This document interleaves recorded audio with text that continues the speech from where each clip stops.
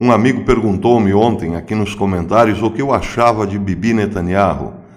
Disse rapidamente que Bibi Netanyahu é a melhor opção para Israel ainda.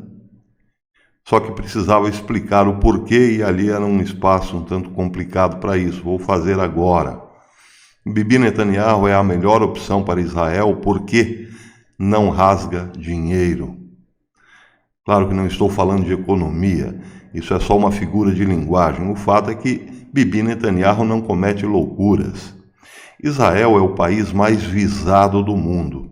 O mundo inteiro está sempre de olho em Israel, esperando qualquer deslize, qualquer vacilo, qualquer ação não planejada ou não bem pensada em relação aos seus vizinhos palestinos e aos árabes em geral, para caírem matando, ou melhor, para criticarem Israel, como a mídia faz, diuturnamente, de modo mais efetivo.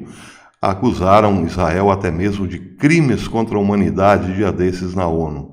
Pois é, Israel é supervisado e, portanto, precisa de alguém que não rasgue dinheiro lá no comando do Knesset, ou melhor, no comando do país.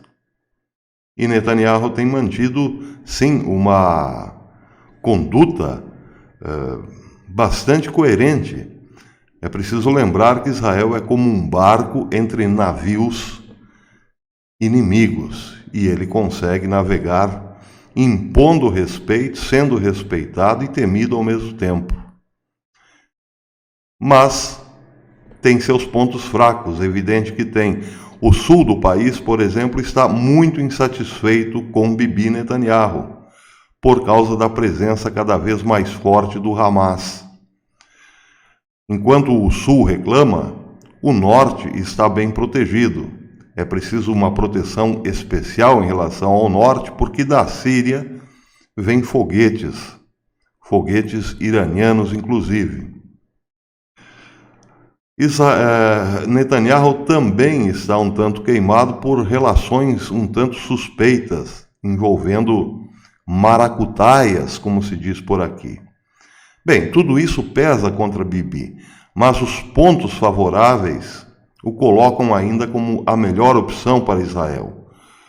Porque, em relação ao Sul, há sim uma insatisfação do povo com relação à segurança. Acontece que no Sul a situação é complicada. Para eliminar totalmente o Hamas é preciso uma força terrestre entrando na faixa de Gaza, um combate homem a homem, casa a casa, como se diz.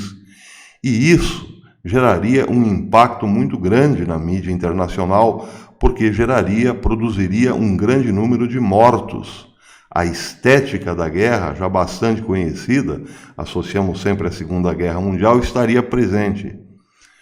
Os ataques que Israel tem feito em relação aos inimigos na Síria são, via de regra, aéreos, aviões voando para cá e para lá, soltando suas bombas. Há muita destruição, mas relativamente pouca morte. E isso não repercute tanto na mídia internacional. Já para ter uma ação efetiva no Sul é preciso sim quebrar os ovos para fazer o omelete. E isso político nenhum quer pagar, ou melhor, esse preço político nenhum quer pagar em época de campanha ou próximo delas. O desgaste político em relação à repercussão internacional é muito grande, mas, enfim, o povo do Sul quer isso e Netanyahu está conseguindo, de algum modo, manter o Sul relativamente protegido e, ao mesmo tempo, continuar sem esse desgaste internacional. Outro ponto a favor de Netanyahu é a sua grande relação com os Estados Unidos hoje. Netanyahu é íntimo de Donald Trump, são praticamente parentes. E isso conta muito, conta muito. Quanto mais estreita for a relação Estados Unidos e Israel, melhor para Israel. E Netanyahu tem se fazido ouvir na Casa Branca. Esse, na minha opinião, é o ponto mais favorável para Bibi. Bem, por que eu fiz toda essa introdução? Para dizer o seguinte, que não só Bibi é a melhor opção, como existe um perigo muito grande de Israel ser tomado por radicais. E radical no poder em Israel hoje é perigo para a humanidade, pode representar, como é o caso desse senhor que eu vou apresentar a vocês agora. Trata-se de Bezalel Smotrich. Ele tem hoje, ele é nascido em 1980, tem portanto 38, 39 anos, e é o líder do Tekuma. Tekuma é considerado um partido ortodoxo, um partido de extrema direita em Israel.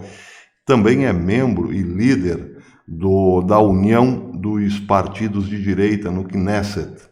Ele é também cofundador da ONG Regavim, uma ONG um tanto polêmica pró-colonos judeus, que busca, junto ao sistema judicial israelense, ações judiciais contra todas as construções sem permissão israelense por palestinos ou beduínos em Israel e na Cisjordânia. Trata-se, portanto, de um político um tanto quanto radical, como vocês podem imaginar, que procura demolir mesmo as construções ilegais de esquerdistas e não judeus em Israel e na Cisjordânia. Hoje, o The Times of Israel diz que Smotrich quer o Ministério da Justiça para que Israel possa seguir a lei da Torá. Diz o seguinte, a matéria diz o seguinte: o país deve voltar aos dias do rei Davi, segundo a palavra de Smotrich, porque a lei religiosa é muito superior ao atual sistema legal, afirma Smotrich. O sistema judicial israelense deve aderir à lei judaica religiosa, insistiu Smotrich, da União dos Partidos de Direita, dobrando sua posição apesar de ter sido repreendido e afirmando que o país deveria se autoproclamar como nos dias do rei Davi. Ele disse, abre aspas, queremos o portfólio de justiça porque queremos restaurar o sistema de justiça da Torá.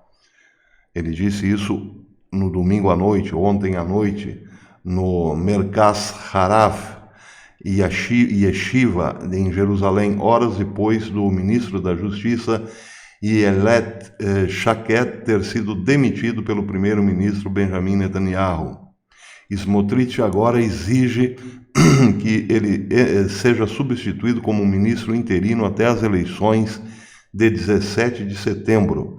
Nos últimos meses, antes das negociações da coalizão fracassarem, ele insistiu que Netanyahu lhe entregasse a pasta da justiça, embora o premier favoreça o parlamento do Likud, Yariv Levin, para o cargo. Smotrich, diz a matéria, dobrou sua posição na segunda-feira de manhã, dizendo à rádio pública Kan que o povo judeu é um povo especial que precisa viver de acordo com a Torá. Ele disse que sua intenção era gradual e de longo prazo. Nada acontece instantaneamente e isso acontece com coerção. E isso não acontece com a coerção, disse ele. Abre aspas, quando falamos sobre as leis da Torá, há muitas coisas. Eu acho que as leis monetárias da Torá são muito melhores que as nossas. Precisamos conceder aos tribunais rabínicos um status mais elevado. Pois bem, tudo isso parece muito bonito. Mas quando ele diz que precisamos conceder aos tribunais rabínicos um status mais elevado, ele está querendo fazer com que o Estado se torne um Estado religioso, tal como no Irã. No fundo é isso. E o perigo começa aí, porque nós bem sabemos que os rabinos ortodoxos estão muito dedicados à construção do terceiro templo porque estão esperando o Messias chegar. E nós sabemos também que esse Messias que os rabinos estão esperando não é o Messias que há 2019 anos foi pregado na cruz. Não é o verdadeiro Messias.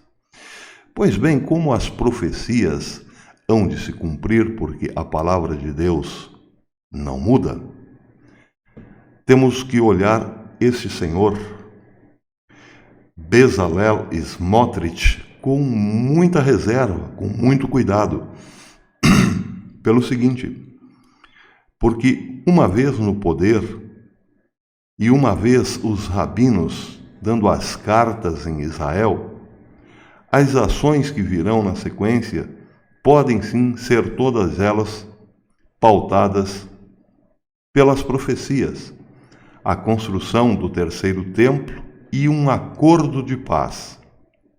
Agora, esse acordo de paz certamente não seria aquele promovido, ou melhor, tentado no passado, uma relação amigável com palestinos e árabes. Não, seria um acordo de paz que simplesmente eliminasse toda e qualquer dissidência dentro de Israel. As profecias bíblicas, como Daniel e o Apocalipse, por exemplo, falam que haverá sim um acordo de paz, mas que depois de 3 anos e meio será rompido por aquele que o sustentou. Tudo isso nos deixa em estado de alerta. As coisas estão se sucedendo rapidamente.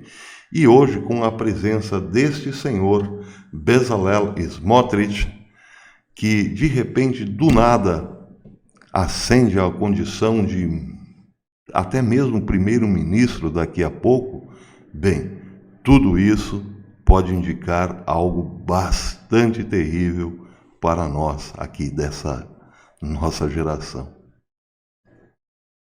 Fiquemos atentos, agora voltando ao começo deste vídeo. Benjamin Netanyahu é ainda, sim, a melhor opção para Israel e para o mundo. Até depois, amigos.